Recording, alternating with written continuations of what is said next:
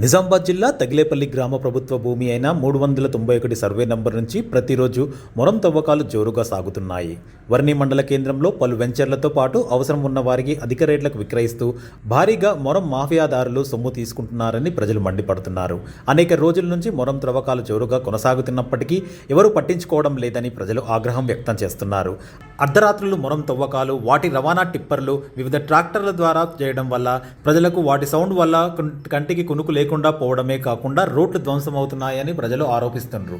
ఇప్పటికే కోటయ్య క్యాంప్ గ్రామంలో పలువురు బాలురు బాలిక వసతి గృహాలు, కళాశాల వసతి గృహాలు, కళాశాలలతో పాటు పలు కాలేజీలు, స్కూళ్లు ఉన్నాయని, 100 సంఖ్యల నుంచి వేల సంఖ్యలో విద్యార్థులు చదువుల కోసం రాకపోకలు కొనసాగిస్తున్నారని, ఈ రోడ్డు పూర్తిగా ధ్వంసమైందని, విద్యార్థుల రాకపోకలకు, ఇతర వాహనాల రాకపోకలకు తీవ్ర అంతరాయం ఏర్పడుతుందని, ఇప్పటికైనా మొరం తవ్వకాలను ఆపి ఈ మొరం అక్రమ రవాణా వల్ల ధ్వంసమవుతున్న రోడ్లను కాపాడాలని ప్రజలు, విద్యార్థులు కోరుతున్నారు.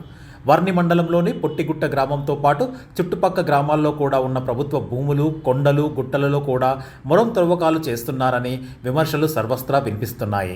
ప్రభుత్వం మారిందని, ఈ ప్రభుత్వంలో అయినా మొరం మాఫియాపై, ఇసుక మాఫియాపై అధికార యంత్రాంగం ఎందుకు దృష్టి పెట్టడం లేదని ప్రజలు సంబంధిత శాఖ అధికారుల తీరుపై ఆవేదన వ్యక్తం చేస్తున్నారు.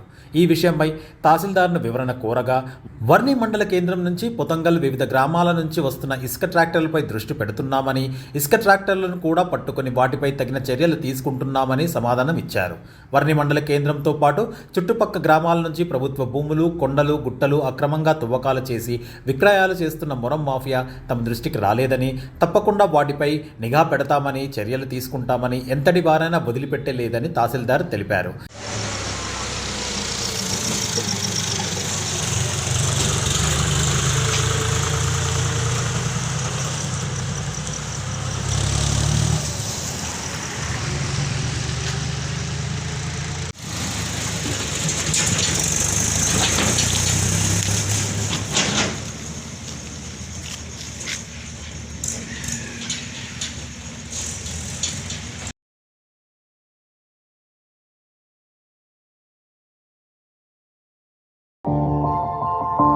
మా ఛానల్ని లైక్ చేయండి, షేర్ చేయండి, సబ్స్క్రైబ్ చేయండి.